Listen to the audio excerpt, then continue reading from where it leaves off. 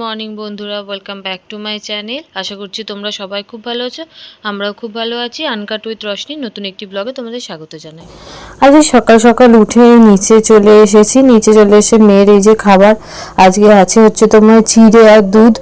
তো এটাও প্রথমবার খাচ্ছে, আমি কোনোদিনই এটা ওকে দিইনি, তো এই প্রথমবার খাচ্ছে, দেখা যাক কেমন খায়। তো খেতে গিয়ে তো একটা যুদ্ধ চলে, ওর মানে খাওয়ানোটা একটা যুদ্ধ আর কি সকালবেলা। তো ওকে খাইয়ে নিয়ে তারপর অনেক কাজ আছে।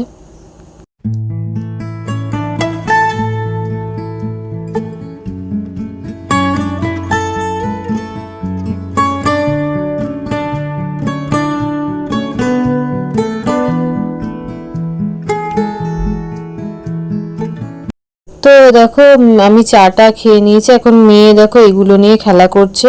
এগুলো অনেক ওর ছোটোবেলার, তখন অত পারতো না, এখন বেশ এই শেপগুলো চিনেছে, এখন বেশ ভালোই পারে। তারপর আমি চলে এলাম রান্নার দিকে। আজকে ডাল করব। হচ্ছে ডাল, দু রকম ডাল নিয়ে নিয়েছি আমি, মুগ ডাল আর মুসুরির ডাল। আর ডাল দেখবে এক রকমের থেকে বেশ দু তিন রকম ডাল যদি মিশিয়ে করা হয়, সেই ডালের টেস্ট আরও বেশি হয়। আর আজকে বানাবো হচ্ছে পনির। আজ বলেই দিই আজ শনিবার, তাই জন্য আজকে হচ্ছে পনির। আর পনিরটা হলে কি একটু ঝামেলাও কম হয়, পনিরটা খেতে বেশ ভালো লাগে। শনিবার দেখবে পনিরটাই খুব ভালোই লাগে খেতে। তো তার জন্য আলু টালুগুলো কেটে নিচ্ছে, একদম সব গুছিয়ে নিয়ে রান্না করতে আমার খুব সুবিধা লাগে।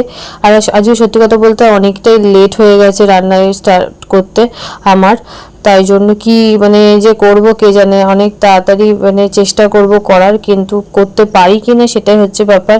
তো একটা মাইন্ড সেট আপ করে নিই সবসময় রান্না করার সময়, যে আমাকে 1 ঘন্টা কি 2 ঘন্টার মধ্যে রান্না কমপ্লিট করতে হবে। তো আমি সেটা করেও নিই যদিও। তাই জন্য এরকমই এখন পনির টনিরগুলো কেটে নিচ্ছে, ঝটপট একদম রান্নাটা করে নেবো।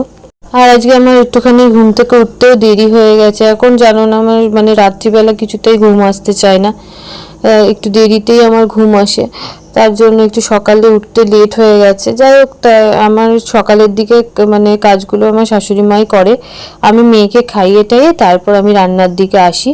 অনেক টাইমে সকালবেলা উঠে গেলেও আমি নিচে আসতে পারি না, কারণ মেয়ে যেহেতু ওপরে থাকে, আমরা ওপরে থাকি, আর মেয়েকে একা রেখে তো আসা সম্ভব না। আর রনি তো হয়তো কাজে বেরিয়ে গেল, তাই জন্য আমাকে মানে আমি ঘুম থেকে উঠলে ওর পাশেই বসে থাকতে হয় আমাকে। তো তাই জন্য নামতে একটু লেটই।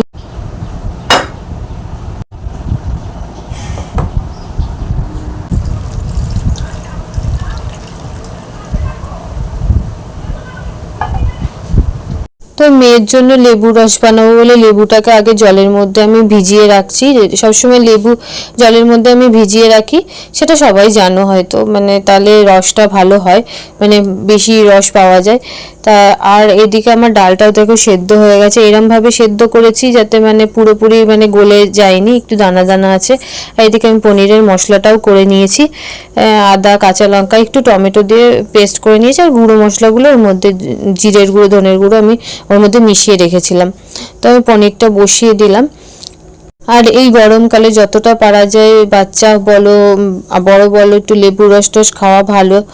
আর এদিকে আমার পনিরের মশলাটাও প্রায় কষা কষা হয়ে গেছে। আজকে টমেটোটা একটু কমই দিয়েছি, মানে হাফ টমেটো দিয়েছি, যেহেতু টমেটো সস দেবো বলে তাই জন্য একটু কম দিয়েছি, নাহলে বেশি দিলে আবার কি একটু টক টক হয়ে যায়। পনির দেখবে এমনি খেতে একটু টকটকই হয়, যার জন্য একটু বেশি দিলে কি একটু বেশি টক হয়ে যায়, তো আমার সেটা আবার খুব একটা পছন্দের না। তাই জন্য মানে সেটাকে ম্যানেজ করে নিয়েছি আর কি, হাফ হাফ করে। তারপর আমি আলুটা দিয়ে দিলাম, আলুটা দিয়ে এবার কষিয়ে নেবো। আর এদিকে দেখো আমি ডালটাও প্রায় আমি মানে গুলিয়ে নিয়ে হলুদ টলুদ দিয়ে একদম রেডি করে রাখছি, যে পনিরটা নামানো হলেই আমি ইয়েটা মানে তোমার ডালটা সম্বাদ দিয়ে দেবো।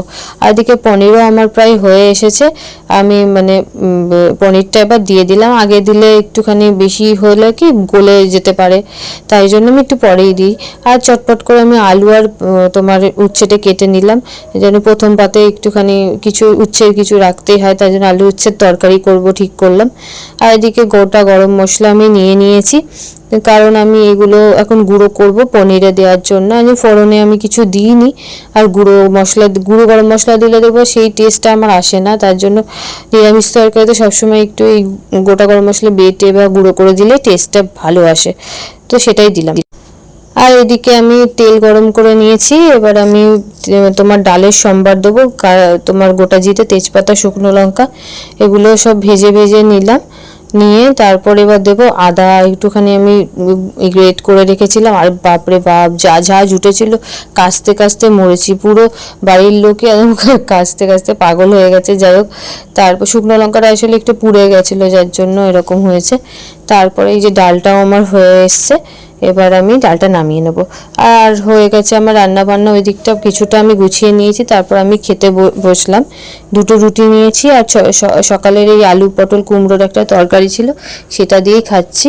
আর এই তরকারিটা দিয়ে রুটি পরোটা খুব ভালো লাগে। আর জল তো নিয়ে নিয়েছি, যেটা আমার মাস্ট।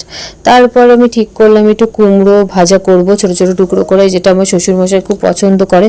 শ্বশুরমশাই আবার খায় না, পনির খায় না, তাই জন্য ভাবলাম যে এটা করে নিলে কি খুব সুবিধা হয়। তাহলে মানে বাবাও খেতে পারবে, তাহলে আর কোনো অসুবিধা হবে না।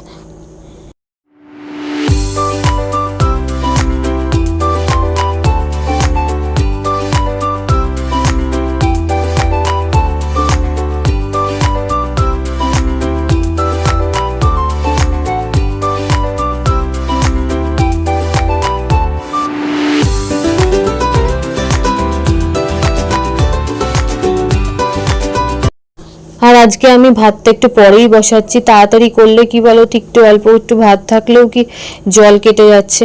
আর তার থেকেও বড় কথা, এখন যে একটু তাড়াতাড়ি যখন মানে করে ফেলেছি, তাহলে গ্যাস ট্যাস মুছে ভাতটা বসালে আমার ভীষণ সুবিধা লাগে। তা এবার আমি সব গুছিয়ে নিয়ে ভাতটা বসিয়ে দিচ্ছি।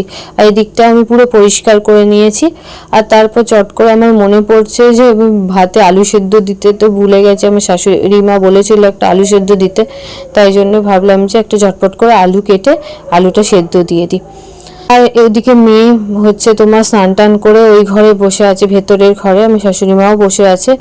তো ওখানে একটুখানি চকলেট চাইলো মেয়ে আমার কাছে, আমি চকলেটটা দিয়ে দিলাম। আর এদিকে আমার ভাতটাও বসে গেছে। আর শনিবার যেহেতু ডালের সাথে আমি কিছুই সেরকম করিনি, তার জন্য ভাবলাম যে একটু বেগুনি বানিয়ে নিই। তাই জন্য বেগুনটা কেটে নিচ্ছি। তো এই যে দেখো, এরকম করে আমি বেগুনটা কেটে নিচ্ছি। বেগুনটা একটু বীজ ছিল, যাই হোক বেগুনিতে কোনো অসুবিধা হয় না। বেগুন ভাজাতে দেখবে প্রবলেম হয়, তো ঝটপট করে বেগুনটা কেটে নিই। আর তোমরা ডালের সাথে মানে মুগ ডালের সাথে বেগুনি খেতে কে কে ভালোবাসো অবশ্যই আমাকে জানিও। তারপরে এরকম বেসনটা নিয়ে নিয়েছি। বেসনের মধ্যে একটু নুন, তারপর একটুখানি চিনি, তারপর তোমার একটু হলুদ গুঁড়ো, আর তোমার একটুখানি কালো জিরেটা রনির দিতে খুব বলে, পছন্দ করে খুব। আর এই দেখো খাবার সোডা। এই হাতটা বুঝতে পারছো কার? এই যে তাড়াতাড়ি করে লাফাতে লাফাতে চলে এসেছে যে ওখানে আমি কি করছি টেবিলের ওপর। যে দেখো খাবার সোডাটা আবার দিল, বললো মা আমি দেবো। আমি তাহলে দাও।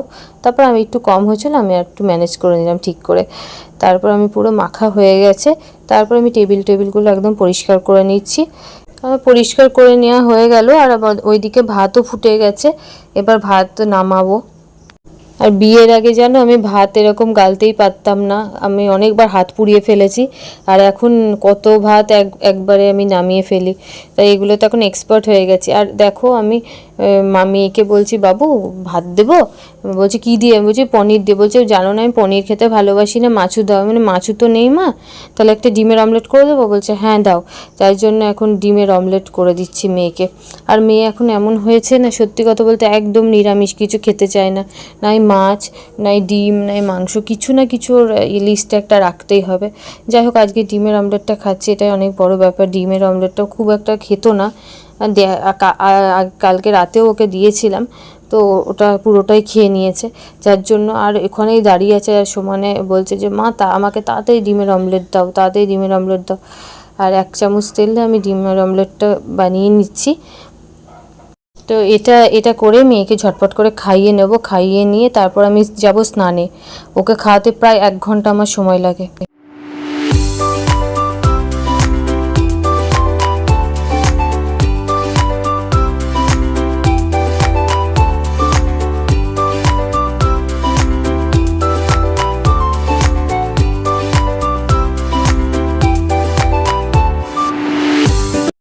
আর দেখো ঘড়ির কাঁটা এখন বাজে 2:35। এখন আমি যাচ্ছি স্নান করতে। মেয়েকে ঠিক আমি 1:30টায় খাওয়াতে বসেছিলাম, ঠিক এখন উঠলাম। উঠে এত বিধ্বস্ত হয়ে এখন আমি আসছি স্নান করতে ঢুকবো। তারপর আমি মেয়েকে ওপরে ডেকে নিলাম, কারণ এখন প্রচণ্ড পরিমাণে গরম পড়েছে, তাই জন্য ওকে এসিতেই রাখছি। আর এই যে এসে লাফাতে শুরু করে দিয়েছে। এখন একটু পরে ওকে ঘুম পাড়িয়ে দেবো, ঘুম টুম পাড়িয়ে তারপর আমি খেতে যাব। তো মেয়েকে ঘুম পাড়িয়ে দিয়ে এখন আমি এলাম এই খেতে। তো এরকম মুগ ডাল ভাজার সাথে গরম গরম বেগুনি, কে কে ভালোবাসে অবশ্যই আমাকে জানিও কমেন্টে। তো আমার তো ভীষণ পছন্দের, আর আমার আবার ঝুড়ো আলু ভাজাও খুব ভালো লাগে, তো বেগুনিও দারুণ লাগে।